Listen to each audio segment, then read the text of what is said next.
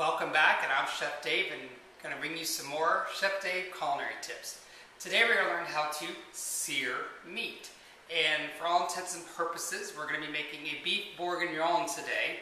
And so I figured, what better time than to show you how to sear beef. If you're going to do chicken, or if you're going to do pork, lamb, any type of beef, it'll all be done the same way. It just may not take as long.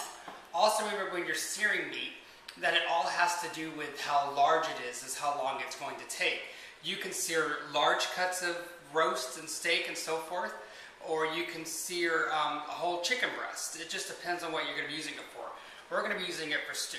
As you can see, I already have my olive oil in the pot, and it's smoking, so it's about ready to go.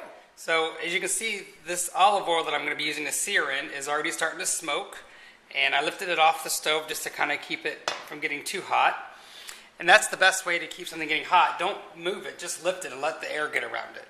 And then we have our beef here, which I've already seasoned with some salt and pepper.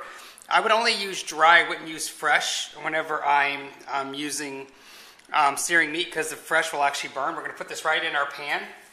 Hear that sizzle? If it's not sizzling, your pan is not hot enough. And you do not want to overcrowd it. If you overcrowd it, what will happen is you won't get a good sear.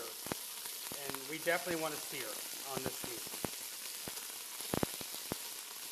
I got room for probably one more piece right there. And depending on your pan, if it's not Teflon, this is not.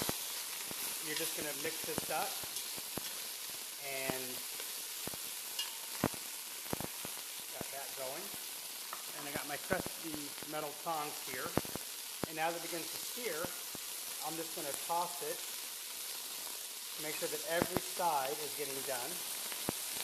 And what searing does, it actually locks in all of those juices. The heat is so intense that it actually keeps all the juices inside. And we're doing this because when this goes into our stew, we want it to lock in the flavor.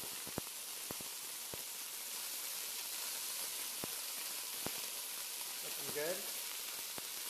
Depending on, again, the size of meat you're using and how hot you get your pan really depends on how long it's going to take to sear the meat. I've been doing this now for about, 35 seconds. And this meat is just about ready to come out of this pot.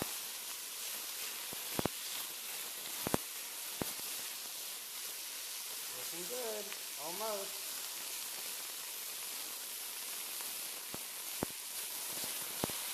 And I'm just going to take it and move it off the heat like this so it doesn't overcook and burn. Notice when I'm searing, I'm really not leaving the meat too long to go on its own, because if you do, you could burn it. And we don't want to burn it, we just want to sear it. And then I'll take it and I'll put this right into our dish until we're ready to use it. And this, my friends, is how you sear meat. Until next time, this is Chef Dave, and cook smart.